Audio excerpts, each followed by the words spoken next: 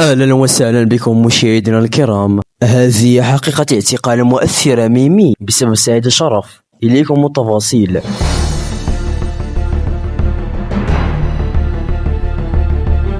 أقلقت المؤثرة مريم العيساوي الملقبة بميمي توك توك متابعة عبر وسائل التواصل الاجتماعي بسبب غيابها منذ أكثر من يومين عن حساباتها بجميع المنصات وعدم مشاركة أي نشاط لا عكس المعتاد. وحرص متابعو المؤثرة ميمي توك توك على التساؤل حول سبب اختفائها الغير المسبوق، خاصة أن لها قاعدة متابعين مليون عبر حسابها على التواصل الاجتماعي. وتساءل محبي مريم العيساوي إذ ما كان غيابه له علاقة بالخلاف بينه وبين الفنان سعيد شرف، كونها عزمت عن المقاضاة الأخيرة بعد أن تقدمت بدعوى ضدها بمحكمة بالدار البيضاء.